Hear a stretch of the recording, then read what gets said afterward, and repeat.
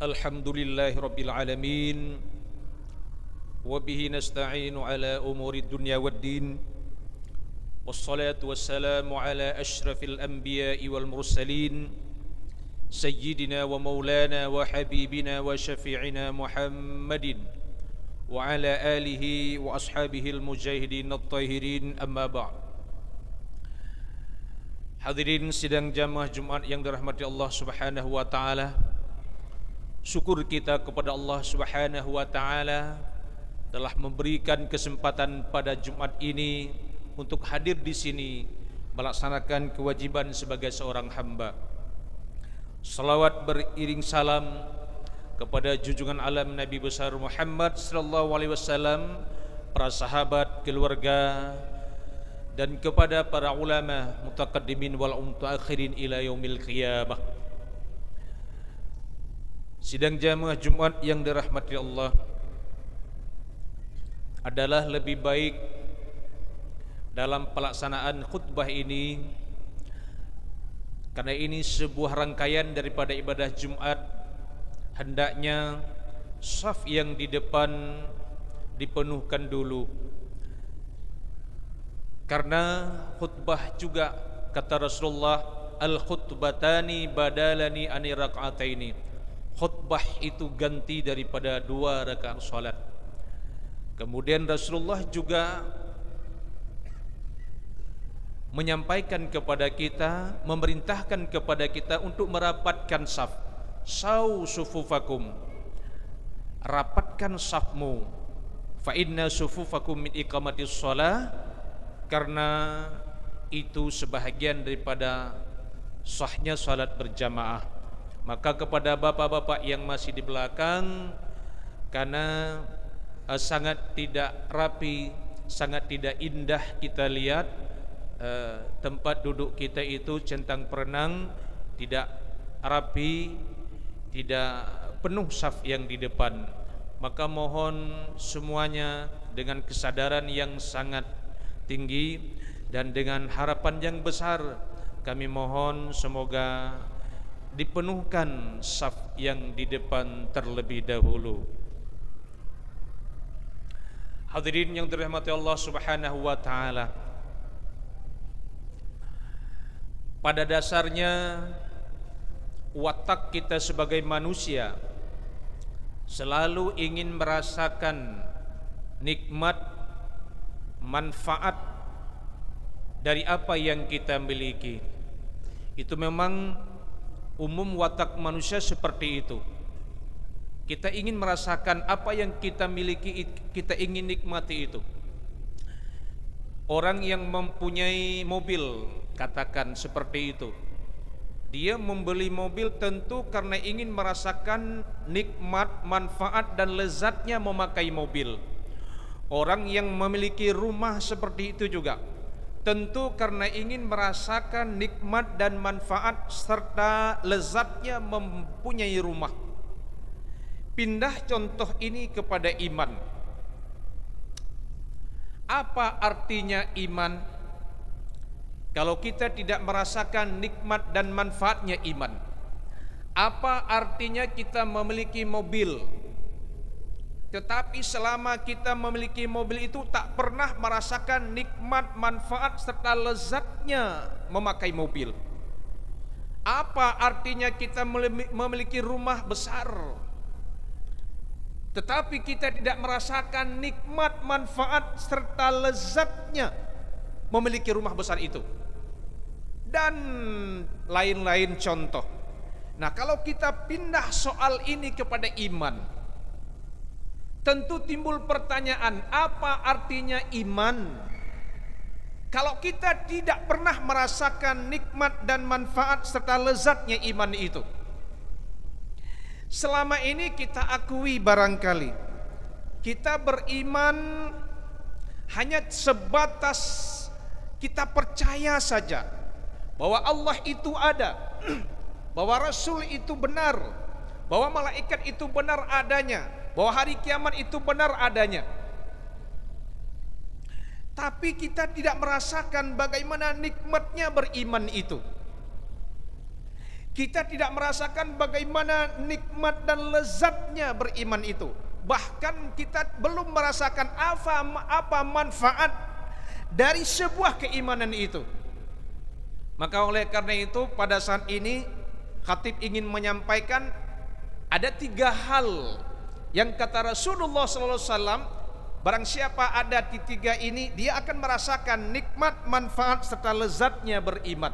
Nah, kalau sudah kita nikmat, kalau kita sudah nikmati itu iman, kalau kita sudah merasakan lezatnya iman, maka apapun yang diperintahkan oleh nilai iman itu akan lezat juga. Kalau kita sudah merasakan manisnya iman, apapun yang diperintahkan oleh nilai-nilai iman itu akan kita rasakan kelezatannya. Kalau kita sudah merasakan manisnya iman, apapun yang diperintahkan oleh iman itu akan terasa manis adanya. Iman memerintahkan kita untuk sholat, sholat itu manis.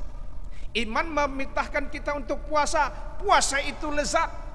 Iman memerintahkan kita untuk bersedekah, sedekah itu nikmat.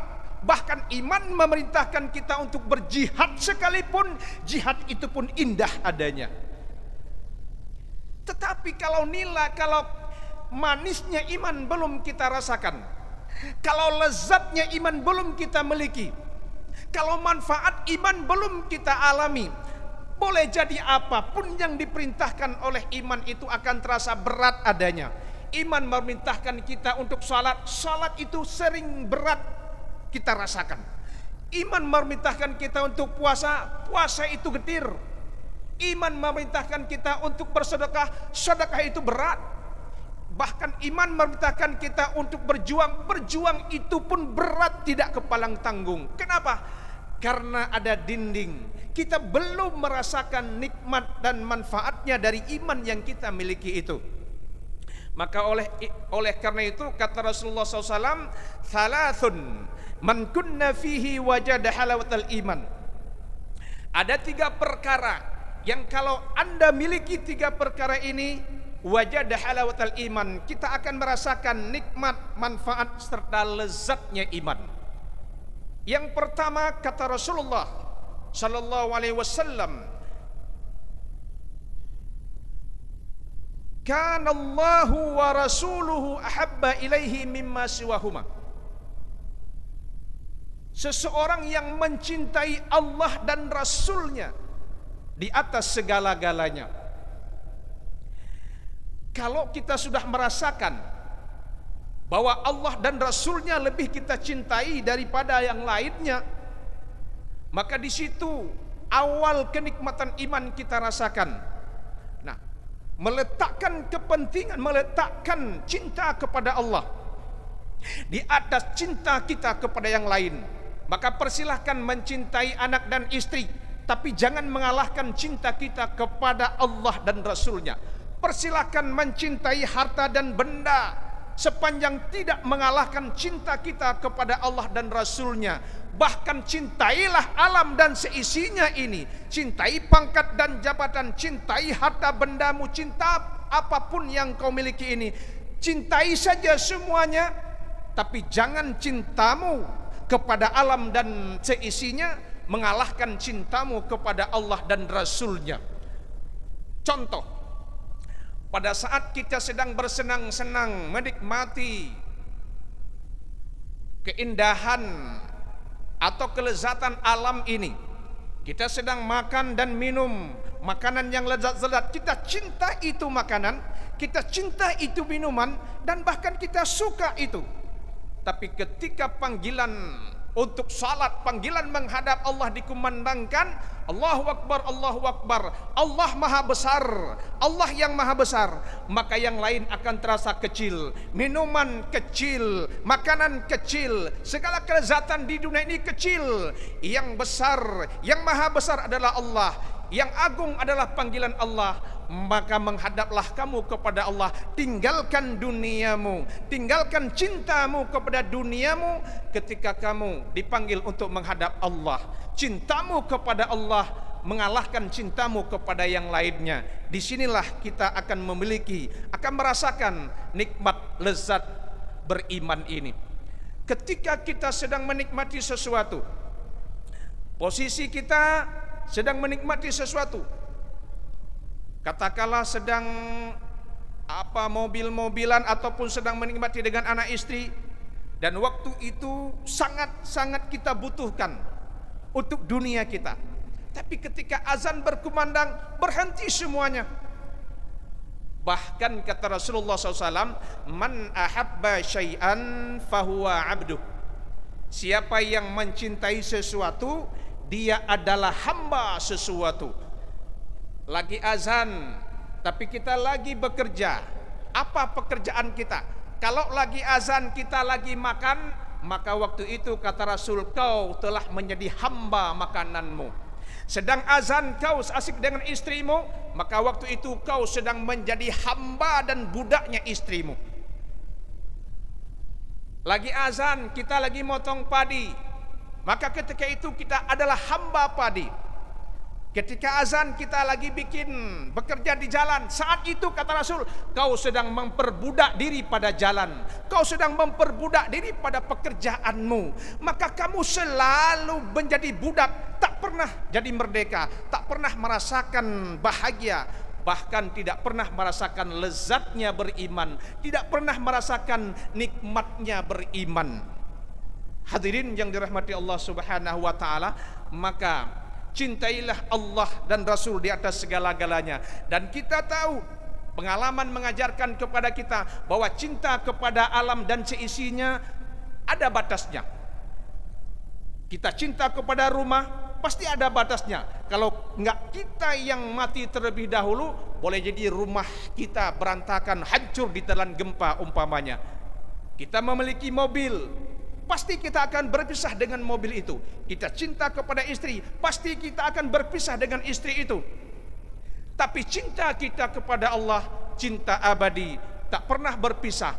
Bahkan di dalam hidup ini, bahkan mati pun adalah pintu gerbang untuk bertemu dengan Allah Subhanahu wa taala. Maka oleh karena itu, dalam masalah mencintai alam ini, Rasulullah mengajarkan kepada kita, ahbib habibaka haunan ma asa ayyakuna baghidaka yawman ma wa baghidaka haunan ma asa ayyakuna habibaka yawman ma. Cintailah sesuatu itu sekedarnya saja, jangan habis-habis kau mencintai dunia ini dan isinya. Jangan, kata Rasul, boleh jadi yang kau cintai satu saat kau akan benci. Kemudian bencilah seseorang itu sekedarnya saja, jangan habis-habisan kau membenci. Boleh jadi yang kau benci hari ini satu saat kau akan mencintainya. Ahbib habibaka haunan ma, cintai sesuatu itu sekedarnya saja. Bapak-bapak hadirin yang dirahmati Allah Subhanahu wa taala, oleh karena itu letakkanlah perintah Allah di atas perintah manusia. Bila berhadapan perintah Allah dengan perintah manusia, dahulukanlah perintah Allah. Bila sudah berhadapan dunia ini dengan agama, sudah berhadapan panggilan dunia, panggilan harta, panggilan pekerjaan dan panggilan profesi, berhadapan dengan panggilan Allah, maka tinggalkan semuanya, hadaplah kepada Allah. Disitulah kita akan merasakan nikmat dan lezatnya iman.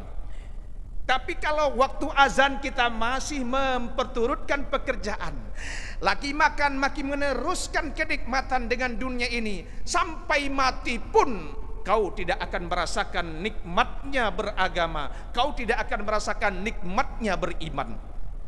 Itu yang pertama, cintai Allah dan Rasul di atas segala-galanya. Mencintai Allah bagaimana? Baca ayat-ayatnya, kemudian patuhi perintahnya dan tinggalkan larangannya. Mencintai Rasul bagaimana? Seperti itu juga. Man ahabba syai'an fa'aksara zikruhu. Siapa mencintai sesuatu, banyak-banyaklah menyebutnya. Kalau kita cinta Allah, banyak-banyak berzikir kepadanya. Cinta kepada Rasul, banyak-banyak mengucapkan selawat kepadanya. Kemudian kalau kita mencintai biasanya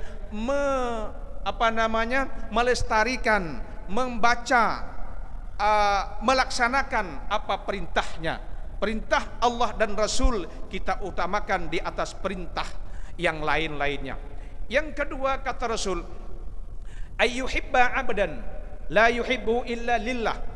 untuk merasakan nikmat dan lezatnya iman, hendaklah dia mencintai hamba karena Allah, bertemu karena Allah, berpisah karena Allah, cinta karena Allah, benci pun karena Allah. Sepanjang dia di jalan Allah, kita teruskan persahabatan ini. Tapi kalau dia berhenti di jalan Allah, sampai di sini pertemuan kita. Jadi ikatan cinta yang kita ikatkan dengan persaudaraan ini adalah karena Allah. Sepanjang dia di jalan Allah, di sini cinta selalu ada. Tapi berhenti dia di jalan Allah, maka cinta pun akan berhenti di sana. Jangan cinta kita karena harta. Karena pengalaman mengajarkan kalau kita cinta kepada harta, nanti dia bangkrut, maka habislah cinta kita kepadanya. Kalau cinta kita karena cantik, nanti dia pasti akan jelek. Apalagi ya, namanya kita manusia berproses. Tidak ada yang makin tua semakin cantik, semakin tua semakin hebat. Tidak ya. Wa man nu'ammmirhu nunakkisu fil khalqi afala ta'qilun. Barang siapa yang kami panjangkan umurnya, maka kami kurangi bentuk kejadiannya. Maka apakah kamu tidak berpikir? Maka tidak ada orang yang semakin tua semakin sehat, semakin tua semakin ganteng, semakin tua semakin hebat. Enggak ada itu. Maka oleh karena itu, kalau karena gantengnya, kalau karena tampannya, kalau karena cantiknya kita cinta, nanti hilang cantiknya, hilang tampannya, maka seiring dengan itu cinta pun akan hilang bersamanya. Kalau kaya, karena kaya, nanti dia akan jatuh miskin, maka sampai disitulah cinta kita. Kalau kita mencintai bersahabat karena pangkat dan jabatannya, maka ketika dia tidak punya jabatan lagi, maka selesailah hubungan persahabatan kita. Dan ini banyak sekali terjadi. Rupanya hubungan mesra yang kita bangun selama ini bukan karena Allah, tapi karena pangkat, karena jabatan. Begitu pangkat dan jabatan minggat dari seseorang, cinta kita pun akan hilang bersama hilangnya pangkat dan jabatan itu. Tapi kalau cinta kita ikat karena Allah, cinta ini akan abadi dari dunia ini sampai di akhirat nanti. Maka cintailah seseorang karena Allah, bencilah sesuatu karena Allah. Kenapa kita cintai seseorang? Karena dia selalu dekat dengan Allah. Kenapa kita benci seseorang? Karena dia sudah jauh dari jalan Allah. Inilah ikatan persahabatan yang ada nilai ibadahnya di hadapan Allah Subhanahu wa taala. Cinta karena Allah, benci pun karena Allah. Sekarang tadi ada himbauan, mari kita bantu saudara kita di Turki. Saudara kita, saudara apa di Turki? Itulah saudara seiman. Dari manapun dia datang, bagaimanapun warna kulitnya, bahasa apapun yang ia pakai, kalau dia Muslim, itulah saudara kita. Walaupun dari ujung dunia sana, di ujung sakura Jepang sana, tapi kalau beriman, itulah saudara kita. Di Turki, kalau dia beriman, itulah saudara kita. Persaudaraan yang diikat dengan tali akidah lebih kuat daripada persaudaraan yang diikat dengan darah sekalipun. Maka oleh karena itu, kita telah dipersaudarakan oleh Rasul. Kullukum min Adam wa Adam min turab. Wahai manusia, kamu semuanya dilahirkan dari keturunan Adam. Wa Adam min turab, dan Adam diciptakan dari tanah. La fadla arabiyyin wal adamiyyin illa bitaqwa. Tidak ada lebih bangsa Arab dan yang bukan Arab kecuali dengan takwanya.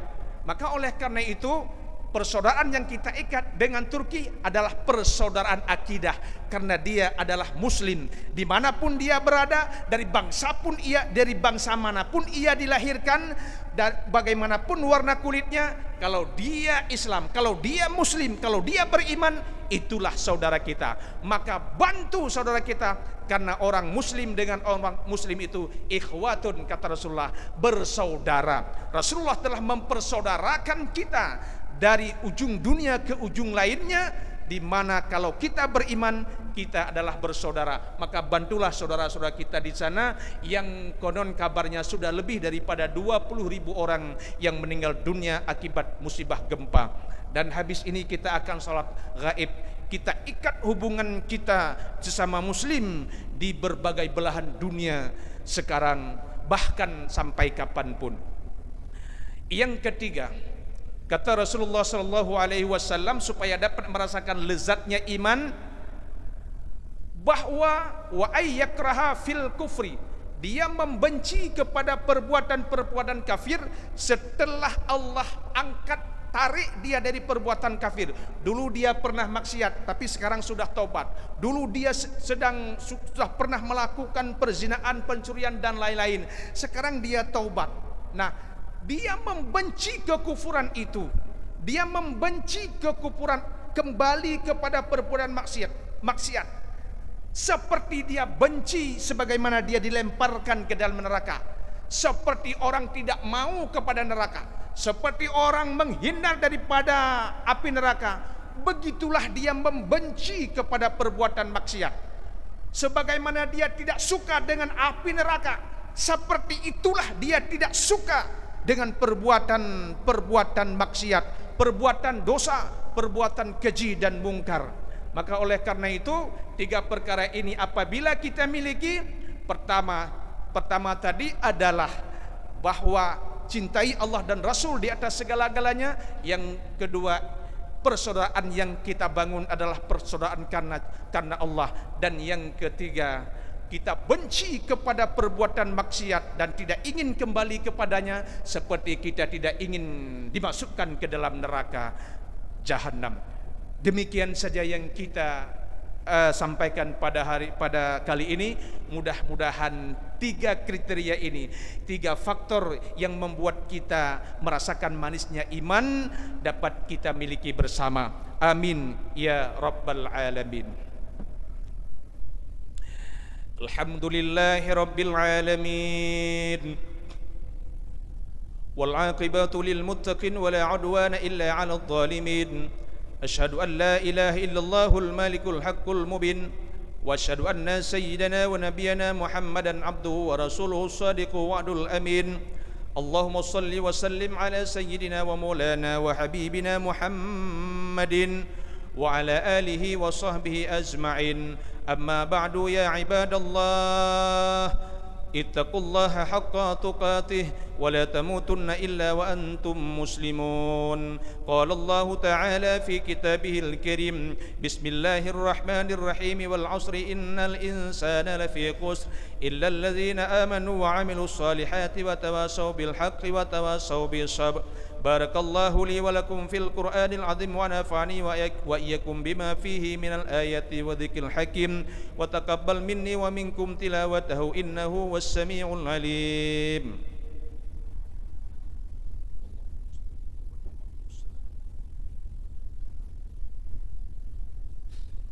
الحمد لله رب العالمين وبه نستعين على أمور الدنيا والدين والصلاة والسلام على سيدنا ومولانا محمد وعلى آله وصحبه أجمعين أما بعد يا عباد الله اتقوا الله حق تقاته ولا تموتن إلا وأنتم مسلمون قال الله تعالى في كتابه الكريم بسم الله الرحمن الرحيم قل هو الله أحد لله الصمد لم يلد ولم يولد ولم يكن له كفوا أحد اللهم اغفر للمسلمين والمسلمات والمؤمنين والمؤمنات الأحياء منهم والأموات اللهم أعز الإسلام والمسلمين اللهم أعز الإسلام والمسلمين اللهم أعز الإسلام والمسلمين وأهلك الكفرة والمفترية واليهود والنصارى والمشركين وعلي كلمتك إلى يوم الدين لا حول ولا قوة إلا بالله العلي العظيم ربنا ظلمنا أنفسنا وإن لم تغفر لنا وترحمنا لنكونن من الخاسرين